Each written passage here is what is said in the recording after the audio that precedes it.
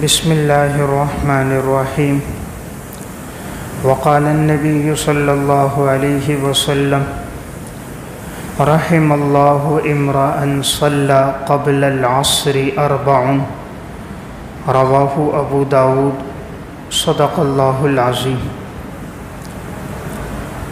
احادیث مبارکہ کی روشنی میں 9 ایسے اعمال ہیں کہ جن کے بارے میں رسول اللہ صلی اللہ علیہ وسلم نے دعائیہ الفاظ ارشاد فرماتے ہوئے فرمایا رحم اللہ امرأن، کہ اللہ تعالیٰ اس انسان پہ رحم فرمائے۔ دنیا میں ایک یہ ہے کہ کوئی انسان کسی کے لیے دعا کرے تو انسان بڑا خوش ہوتا ہے، فلاں نیک انسان نے، فلاں عالم نے، فلاں بزرگ نے میرے لیے دعا کی ہے، اور امام الانبیاء صلی اللہ علیہ وسلم جس کے لیے دعا فرمائیں تو یہ کتنی بڑی سعادت اور خوش نصیبی کی بات ہے۔ تو احادیث مبارکہ کے ذخیرے میں میری ناقص تلاش کے مطابق 9 ایسے اعمال اور 9 ایسے افراد ہیں کہ جن کے لیے رسول اللہ صلی اللہ علیہ وسلم نے دعا فرمائی ہے۔ تو اب یہ 9 خوش نصیب کون ہیں کہ جن کے لیے امام الانبیاء صلی اللہ علیہ وسلم دعا فرما رہے ہیں؟ تو ہمیں چاہیے کہ یہ 9 اعمال ہم بھی اپنی زندگی میں لائیں تاکہ امام الانبیاء کی دعا کا مصداق ہم بھی بنیں۔ تو سب سے پہلا انسان ہے عصر سے پہلے 4 سنتیں پڑھنے والا۔ عصر کی فرض نماز سے پہلے جو آدمی 4 رکعت سنتیں پڑھتا ہے، سنن ابی داؤد کی روایت ہے، نبی اکرم صلی اللہ علیہ وسلم نے ارشاد فرمایا رحم اللہ امرأن، اللہ تعالیٰ اس انسان پہ رحم فرمائے صلی قبل العصر اربع، جو عصر کی نماز سے پہلے 4 رکعت سنت ادا کرے۔ تو یہ سب سے پہلا عمل ہے جس کے لیے حضور کی دعا ہے، وہ ہے عصر کے فرائض سے پہلے 4 سنتوں کا اہتمام کرنا۔ اس لیے جتنا ہو سکے انسان کوشش کرے یہ عمل بھی اپنی زندگی میں لائے۔ سلف میں ایسے لوگ گزرے تھے کہ ساری زندگی انہوں نے اس عمل کو بھی اپنی زندگی میں لایا۔ بزم رفتہ کی سچی کہانیوں میں ایک واقعہ لکھا ہے، ہندوستان کے ایک بادشاہ گزرے ہیں سلطان شمس الدین التمش رحمۃ اللہ علیہ۔ یہ بڑے نیک صالح متقی انسان تھے۔ ان کے دور میں ایک بڑے اللہ والے بزرگ تھے، حضرت خواجہ بختیار کاکی رحمۃ اللہ علیہ۔ خواجہ بختیار کاکی رحمۃ اللہ علیہ کا جب انتقال ہونے لگا، انہوں نے وصیت فرمائی کہ میری نماز جنازہ وہ انسان پڑھائے کہ جس کے اندر یہ 3 باتیں موجود ہوں۔ نمبر 1، جب سے اس نے ہوش سنبھالا ہو اس سے تکبیر اولیٰ فوت نہ ہوئی ہو۔ نمبر 2، کہ جس نے قصداً کسی غیر محرم کو نہ دیکھا ہو۔ نمبر 3، اس سے عصر کی 4 سنتیں کبھی نہ چھوٹی ہوں، اور قیام اللیل کا بھی اہتمام کرتا ہو۔ جب خواجہ بختیار کاکی کا انتقال ہو گیا تو بہت ہزاروں لوگ خواجہ کے جنازے میں شرکت کے لیے ہندوستان میں جمع ہوئے۔ خواجہ کی جب یہ وصیت دہرائی گئی کہ نماز جنازہ وہ پڑھائے گا کہ جس سے تکبیر اولیٰ فوت نہ ہوئی ہو، عصر کی 4 سنتیں نہ چھوٹی ہوں، اور جس نے قصداً کبھی غیر محرم کو نہ دیکھا ہو، بد نظری نہ کی ہو، تو اب کون ایسا ہوگا کہ جس کے اندر یہ بات موجود ہو؟ کافی دیر کے بعد ہندوستان کے بادشاہ شمس الدین التمش رحمۃ اللہ علیہ آگے بڑھے، خواجہ کے کفن کو اٹھایا، خواجہ کی پیشانی کو بوسہ دیا اور فرمایا آپ چلے گئے اور میرا راز فاش کر دیا۔ لوگوں سے کہا الحمدللہ، جب سے میں نے ہوش سنبھالا ہے آج تک تکبیر اولیٰ مجھ سے فوت نہیں ہوئی، آج تک عصر کی سنتیں مجھ سے نہیں چھوٹی، اور کسی غیر محرم کو میں نے آج تک قصداً نہیں دیکھا۔ پھر سلطان شمس الدین التمش آگے بڑھے اور خواجہ بختیار کاکی رحمۃ اللہ علیہ کی نماز جنازہ پڑھائی۔ خواجہ بختیار کاکی چاہتے تھے کہ ہندوستان کی عوام کو پتہ چلے کہ اللہ نے ان کو کتنا نیک صالح متقی بادشاہ عطا فرمایا ہے، اس لیے خواجہ نے یہ وصیتیں فرمائیں تاکہ عوام کے سامنے خواجہ کی عبادت و ریاضت کا تذکرہ آئے۔ تو یہ اس دور کے بادشاہوں کی عبادت کی حالت تھی۔ تو میں عرض کر رہا تھا آپ صلی اللہ علیہ وسلم نے پہلی بات بیان فرمائی، اللہ اس پہ رحم کرے جو عصر کی سنتوں کا اہتمام کرے۔ نمبر 2، دوسرا خوش نصیب انسان وہ ہے کہ جو احادیث مبارکہ کو سنے اور اس کو آگے پہنچائے۔ آپ صلی اللہ علیہ وسلم کی احادیث کو سنے، اس کو محفوظ کرے اور دوسرے لوگوں تک حضور کی حدیث کو پہنچائے، تو آپ صلی اللہ علیہ وسلم نے اس کے لیے دعا فرمائی۔ صحیح ابن حبان کی روایت ہے، رحم اللہ من سمع منی حدیثا، اللہ تعالیٰ اس انسان پہ رحم فرمائے کہ جو میری کسی حدیث کو سنے، فبلغہ کما سمعہ، اور حدیث کو اسی طرح آگے پہنچائے جس طرح اس نے حدیث کو سنا ہے۔ فرب مبلغ اوعى له من سامع، بسا اوقات جس کو بات پہنچائی جاتی ہے وہ سننے والے سے زیادہ اس بات کو محفوظ رکھتا ہے۔ یعنی آپ صلی اللہ علیہ وسلم نے یہ فرمایا کہ اللہ اس انسان پہ رحم کرے جو میری حدیثوں کو سنے اور میری حدیثوں کو آگے پہنچائے۔ اس لیے انسان اس کا بھی اہتمام کرے کہ آپ صلی اللہ علیہ وسلم کے ارشادات کو محفوظ رکھے، اور اس کے بعد جہاں کہیں مجلس میں بیٹھا ہو حضور کے ارشادات انسان امت تک پہنچائے تو وہ اس حدیث کا مصداق بنے گا۔ آپ نے فرمایا جس کو بات پہنچائی جاتی ہے کبھی وہ سننے والے سے زیادہ اس کو محفوظ کرتا ہے، یعنی عمل کرتا ہے، یاد رکھتا ہے اور آگے پہنچاتا ہے۔ کبھی انسان خود اس پر اتنا عمل نہیں کر پاتا، لیکن جس کو بات پہنچاتا ہے وہ زیادہ عمل کرتا ہے، وہ آگے جس کو پہنچاتا ہے اور زیادہ عمل کرتے ہیں۔ اس لیے دین کی جب بھی کوئی بات پہنچے انسان اس پر عمل بھی کرے اور اس کو آگے بھی پہنچائے۔ نمبر 3، تیسرا خوش نصیب انسان وہ ہے جو خرید و فروخت کرتے ہوئے اور قرض کی وصولی کرتے ہوئے نرمی اختیار کرے۔ خرید و فروخت کرتے ہوئے اور قرض کی وصولی کرتے ہوئے نرمی اختیار کرے، تو رسول اللہ صلی اللہ علیہ وسلم نے اس کے لیے دعا فرمائی۔ صحیح بخاری کی روایت ہے، رحم اللہ رجلا سمحا اذا باع، اللہ رب العزت اس انسان پہ رحم فرمائے کہ جب وہ کوئی چیز فروخت کرے تو نرمی اختیار کرے، وَإِذَا اشْتَرَى، جب کوئی چیز خریدے تو نرمی اختیار کرے، وَإِذَا اقْتَضَى، اور جب اپنے حق کا مطالبہ کرے تو نرمی اختیار کرے۔ تو گویا اس حدیث میں آپ صلی اللہ علیہ وسلم نے 3 باتیں بیان فرمائی، یعنی جب انسان معاملات کرے تو نرمی کرے۔ عموماً دیکھنے میں آتا ہے زیادہ تر جھگڑے معاملات کی وجہ سے ہوتے ہیں، اس لیے آپ نے فرمایا جو معاملات میں نرمی کرے گا اپنا حق لیتے وقت دیتے وقت۔ اسی طرح قرض کی وصولی میں انسان عموماً قرض وصول کرتے ہوئے سختی کرتا ہے۔ ایک نے تاریخ دی آپ کو 10 تاریخ کو قرضہ دوں گا، پھر اگر کسی وجہ سے تاخیر ہو گئی، کوئی عذر پیش آیا، اس کو کوئی مصیبت ضرورت لاحق ہوئی، تو اب انسان جا کے اس پہ سختی کرتا ہے، برا بھلا کہتا ہے، لان تان کرتا ہے۔ اس سے شریعت نے منع فرمایا کہ اگر قرض کی وصولی کرنی ہے پیار محبت اور نرمی سے کی جائے۔ تو بہرحال تیسرا خوش نصیب انسان وہ ہے کہ جس کی زندگی میں معاملات میں نرمی ہوگی۔ حضرات سلف میں یہی بات تھی، اگر کوئی ان سے سختی سے پیش بھی آتا وہ لوگ ان کے ساتھ نرمی کرتے اور اس کو معاف کر دیتے۔ زین العابدین رحمۃ اللہ علیہ ایک دفعہ کھانا کھانے کے لیے دسترخوان پہ بیٹھے تو ان کی خادمہ شوربہ لے کر آئی، سالن تھا، اب شوربہ بھی گرم تھا، اور ایک روایت میں ہے کہ پانی لے کر آئیں ان کو وضو کرانے کے لیے۔ تو جیسے ہی آگے بڑھی تو وہ ان کے ہاتھ سے وہ پانی کا لوٹا یا وہ شوربہ زین العابدین کے اوپر گر گیا۔ اب گرم شوربہ تھا، اور جب وہ خادمہ کے ہاتھوں گرے تو انسان کو غصہ زیادہ آتا ہے۔ تو زین العابدین رحمہ اللہ نے جو سر اٹھا کر دیکھا تو اس خاتون نے قرآن کی آیت پڑھی، وَالْكَاظِمِينَ الْغَيْظَ، ایمان والے وہ ہوتے ہیں جو غصے کو پی لیتے ہیں۔ انہوں نے غصہ پی لیا۔ اس نے آگے پڑھا، وَالْعَافِينَ عَنِ النَّاسِ، ایمان والے لوگوں کو معاف کرتے ہیں۔ حضرت زین العابدین نے اس کو معاف کر دیا۔ آگے پڑھا، وَاللَّهُ يُحِبُّ الْمُحْسِنِينَ، ایمان والے وہ ہیں کہ اللہ تعالیٰ ایسے نیکوکاروں کو پسند کرتا ہے۔ فرمایا جاؤ میں نے تمہیں اللہ کی رضا کے لیے آزاد کیا۔ تو اب دیکھیں شوربہ گرم کسی پر گرے اور وہ بھی نوکر سے، اپنے بیٹے سے گرے پھر تو آدمی برداشت کر لیتا ہے، لیکن خادم اور نوکر سے غلطی ہو تو غصہ زیادہ آتا ہے۔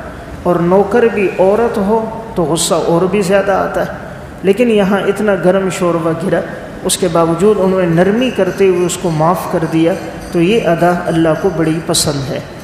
نمبر 4، چوتھا خوش نصیب آدمی ہے کہ میاں بیوی تہجد کے لیے اٹھیں اور ایک دوسرے کو جگائیں۔ میاں بیوی تہجد کے لیے اٹھیں اور ایک دوسرے کو جگائیں، اللہ کو یہ ادا بڑی پسند ہے۔ آپ صلی اللہ علیہ وسلم نے ان کے لیے دعا فرمائی کہ یا اللہ تو ان دونوں میاں بیوی پہ رحم فرما۔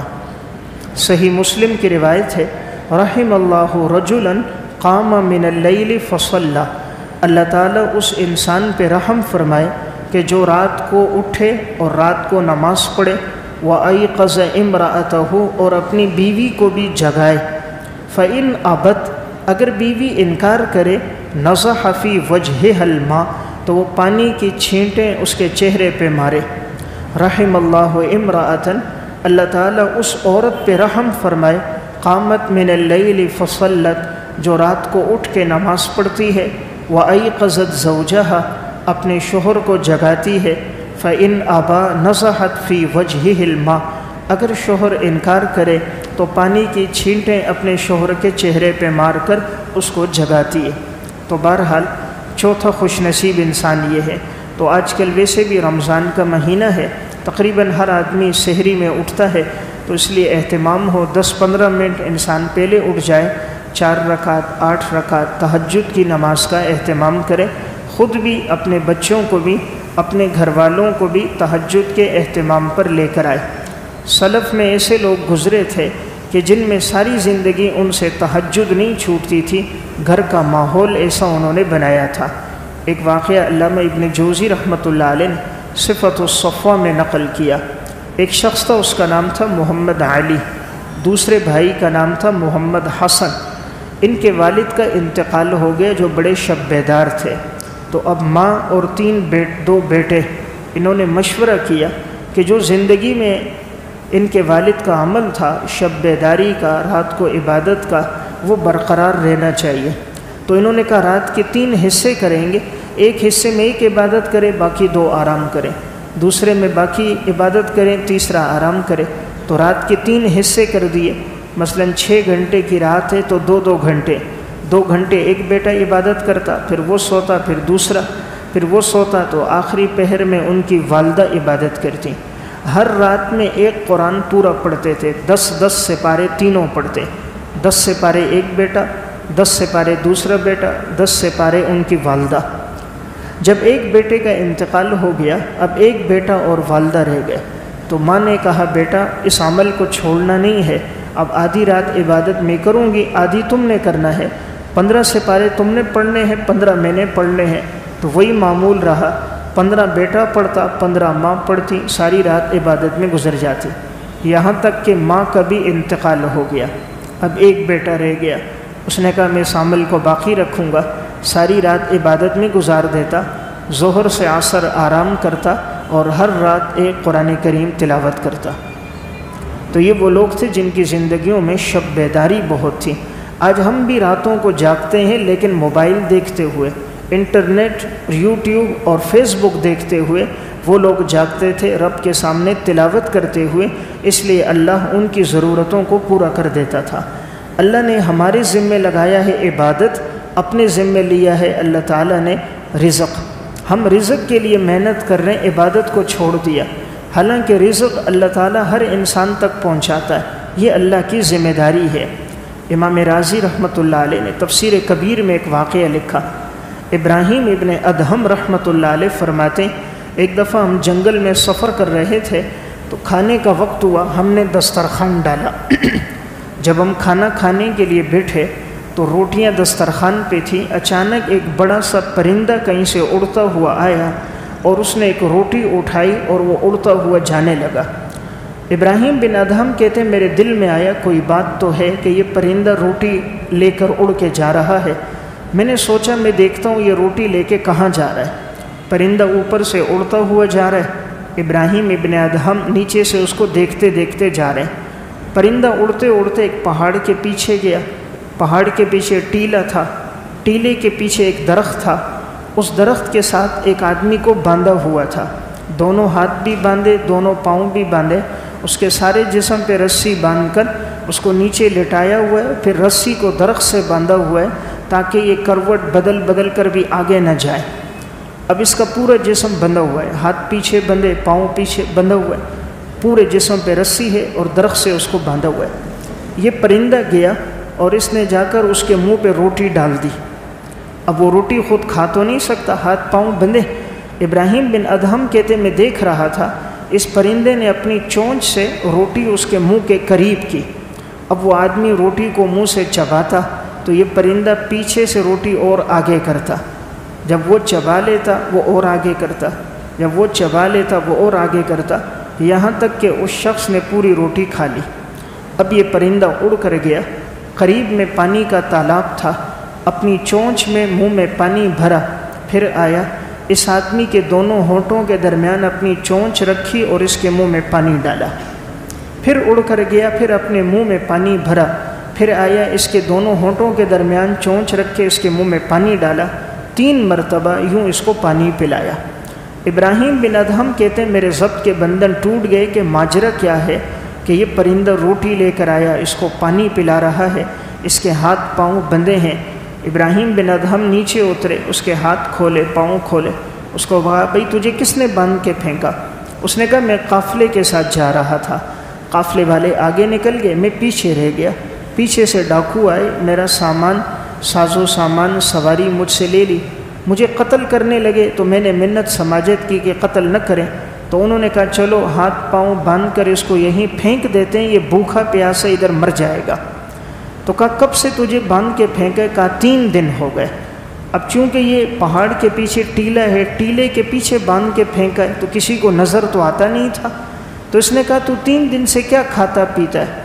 کہا 3 دن سے یہ پرندہ روزانہ 1 روٹی صبح 1 روٹی شام کو کہیں سے لاتا ہے، میرے منہ پہ روٹی ڈال دیتا ہے، میں چباتا ہوں یہ پیچھے سے آگے کرتا ہے، میں چبا لیتا ہوں یہ اور آگے کرتا ہے، یہاں تک کہ مجھے پوری روٹی کھلاتا ہے، پھر صبح بھی اپنے منہ میں پانی بھر کے لاتا ہے، میرے ہونٹوں کے درمیان چونچ رکھ کر مجھے پانی پلاتا ہے، صبح بھی پانی پلاتا ہے، شام بھی پانی پلاتا ہے، 3 دن سے یہ مجھے روٹی بھی کھلا رہا ہے، پانی بھی پلا رہا ہے۔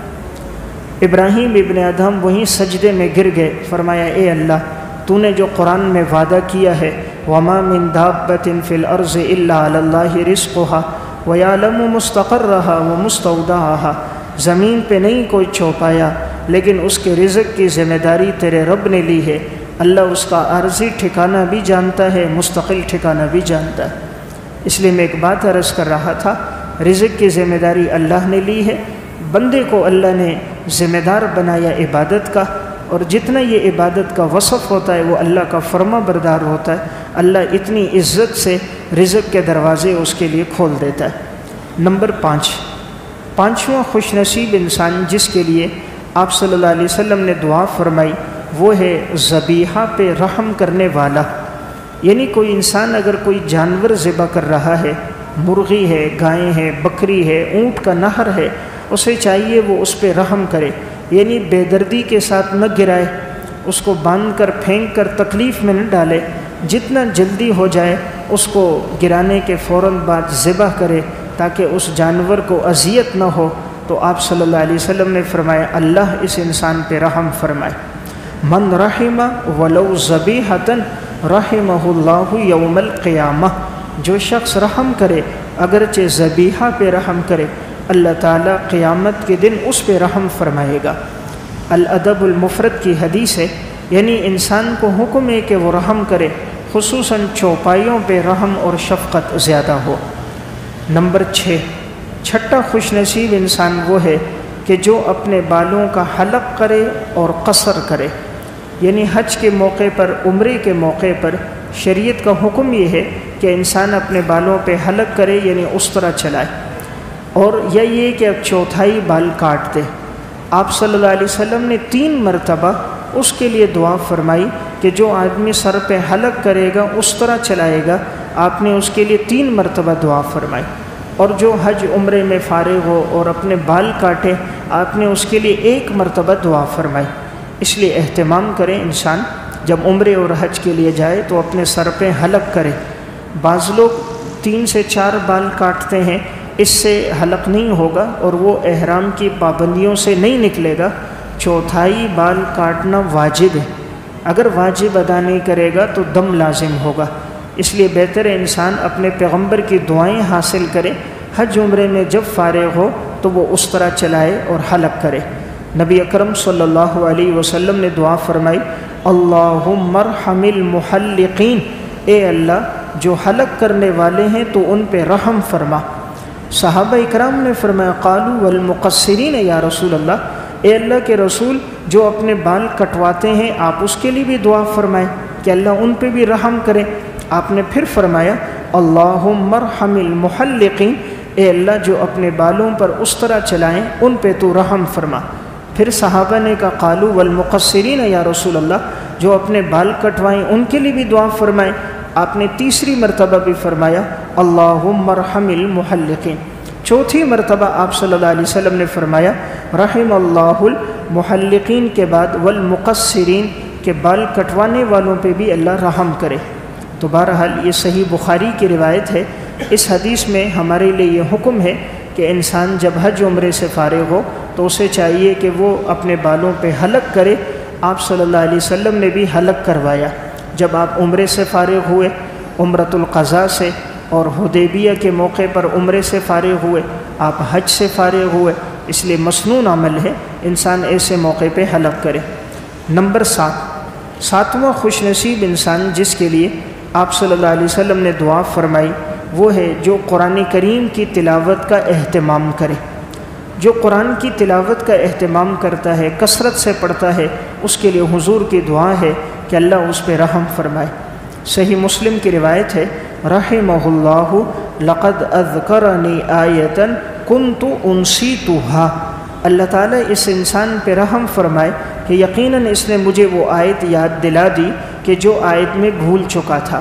ایک موقع پر ایک صحابی تلاوت فرما رہے تھے، آپ صلی اللہ علیہ وسلم کے سامنے تلاوت کی، آپ کو ایک آیت یاد آ گئی، یعنی اس وقت آپ کی پہلے توجہ نہیں تھی، انہوں نے آیت پڑھی، فوراً اس کے مضامین کی طرف آپ کی توجہ گئی۔ آپ علیہ السلام بڑے خوش ہوئے، آپ نے فرمایا اللہ اس انسان پہ رحم فرمائے۔ تو گویا 7واں خوش نصیب انسان ہے قرآن کریم کی تلاوت کرنے والا۔ 8واں خوش نصیب آدمی جس کے لیے حضور نے دعا فرمائی ہے وہ ہے تکلیفوں پر صبر کرنے والا، کہ جب کوئی آزمائش اور مصیبت آ جائے انسان اس پہ صبر کرے، تو آپ نے دعا فرمائی اللہ اس پہ رحم کرے۔ صحیح بخاری کی روایت ہے، رسول اللہ صلی اللہ علیہ وسلم نے فرمایا، رحم اللہ موسیٰ قد اوذی باکثر من ھذا فصبر، اللہ تعالیٰ موسیٰ علیہ السلام پہ رحم فرمائے، انہیں بہت زیادہ اذیتیں دی گئی لیکن انہوں نے پھر بھی صبر کیا۔ یعنی آپ صلی اللہ علیہ وسلم کو ایک موقع پر تکلیف دی گئی، آپ پر آزمائش آئی، آپ نے فرمایا لوگوں نے موسیٰ علیہ السلام کو زیادہ تکلیفیں دی تھیں، انہوں نے صبر کیا، تو میں بھی مصیبتوں پر صبر کرتا ہوں۔ اس لیے جو آدمی مصیبت پہ صبر کرتا ہے وہ حضور کی دعا کا حقدار بنتا ہے۔ اس لیے جب بھی مصائب آئیں انسان اس پہ صبر کرے، اللہ کی طرف رجوع ہو، اور یہ غور کرے کہ اس سے بڑی مصیبت آ سکتی تھی لیکن اللہ کا فضل ہے کہ اللہ نے اس سے بڑی مصیبت سے مجھے نجات دلائی۔ المستطرف فی کل فن مستظرف میں واقعہ ہے، ولید بن مغیرہ رحمۃ اللہ علیہ کا۔ ایک مرتبہ یہ بیٹھے تھے، کسی نے آ کر اطلاع دی کہ آپ کا بیٹا اوپر چھت سے نیچے گرا اور اس کا انتقال ہو گیا۔ تو انہوں نے اس موقع پر انا للہ و انا الیہ راجعون پڑھا اور کہا یا اللہ تیرا شکر ہے، اولاد تو بہت سی تھی، تو نے ایک بیٹا لے لیا، باقیوں کو چھوڑ دیا، یہ بھی یا اللہ تیرا فضل ہے، اگر تو چاہتا سب کو موت دے دیتا، تو چاہتا سب کی روح قبض کر دیتا، میں کیا کر سکتا تھا، یا اللہ تیرا فضل ہے، تو نے ایک لیا باقیوں کو چھوڑ دیا۔ تو یعنی اندازہ کریں ان لوگوں پر مصیبت آتی تھی لیکن مصیبت میں بھی ان کی زبان پر گلے شکوے نہیں ہوتے تھے بلکہ ان کا رجوع اللہ اس موقع پہ بڑھ جاتا تھا۔ 9واں اور آخری خوش نصیب انسان جس کے لیے آپ علیہ السلام نے دعا فرمائی ہے وہ ہے دنیا میں حقوق العباد کی ادائیگی کرنے والا۔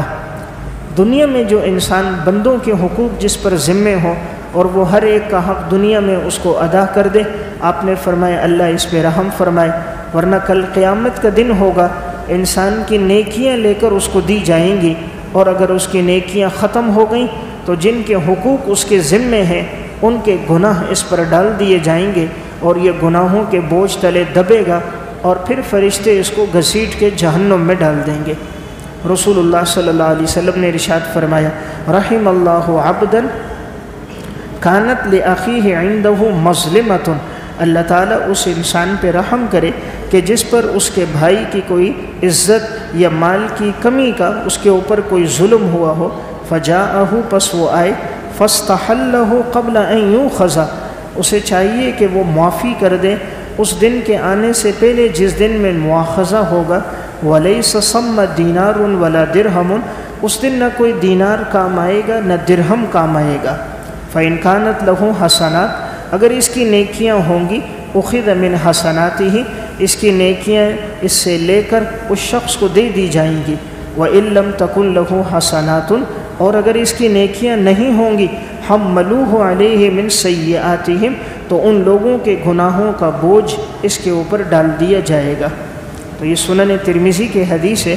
تو گویا اس حدیث میں آپ صلی اللہ علیہ وسلم نے یہ بات بیان فرمائی، دنیا میں اگر کسی پر کسی کا حق ہے، کوئی مالی حق وابستہ ہے، یا کسی نے دنیا میں کسی کو تکلیف دی، برا بلا کہا، لان تان کی، اس کی کسی چیز پہ قبضہ کیا، اس کو چاہیے دنیا میں یہ حق اس سے معاف کرا دے، ورنہ کل قیامت کے دن اللہ تعالیٰ اس کی نیکیوں کو لے کر جن لوگوں کا اس پر حق ہے ان میں تقسیم کرے گا، اور اگر نیکیاں ختم ہو گئی تو ان کے گناہ اس پہ ڈال دیے جائیں گے، اور پھر اس کو جہنم میں ڈال دیا جائے گا۔ تو حقوق العباد کا معاملہ بڑا اہم ہے، اس لیے حضرات سلف حقوق العباد کے معاملے میں بڑا اہتمام کرتے تھے کہ کسی کا حق ان کے ذمے نہ ہو، دوسروں کے حقوق کی بڑی ادائیگی کرتے تھے۔ امام غزالی رحمہ اللہ نے احیاء علوم الدین میں لکھا، ایک شخص کے انتقال کا وقت ہوا تو چند لوگ اس کے ارد گرد بیٹھے ہوئے تھے، جیسے ہی انتقال ہوا تو دیا جل رہا تھا، انہوں نے اس دیے کو بجھا دیا تو اندھیرا ہو گیا۔ کسی نے کہا بھائی کیوں آپ نے دیا بجھا دیا؟ انہوں نے کہا اس دیے میں جو تیل تھا وہ اس میت کی ملکیت کا تھا، تو ہم لوگ اس کے قریب بیٹھے تھے، وہ تیل جل رہا تھا، دیا جل رہا تھا، جب اس کا انتقال ہو گیا اب دیے میں جو تیل ہے وہ اس کے ورثہ کی ملکیت ہے، اب اگر ہم اس دیے کی روشنی سے فائدہ حاصل کریں گے، حالانکہ اس کے مالک اس کے ورثہ ہیں، ورثہ نے ہمیں ابھی اجازت نہیں دی، تو ان کی اجازت کے بغیر اگر اس دیے سے فائدہ لیں گے تو گویا یہ ان پر ظلم کرنا ہوگا۔ تو اتنے محتاط تھے وہ لوگ حقوق العباد کے معاملے میں، اس لیے انسان کوشش کرے کسی بندے کا حق ہے دنیا میں اس کی ادائیگی کر دے۔ تو یہ وہ خوش نصیب انسان تھے جن کے لیے حضور نے دعا فرمائی تھی کہ اللہ تعالیٰ ان پہ رحم فرمائے۔ اللہ تعالیٰ یہ 9 اعمال اور اوصاف ہماری زندگی میں لائے، ہم سب کو اللہ عمل کی توفیق عطا فرمائے۔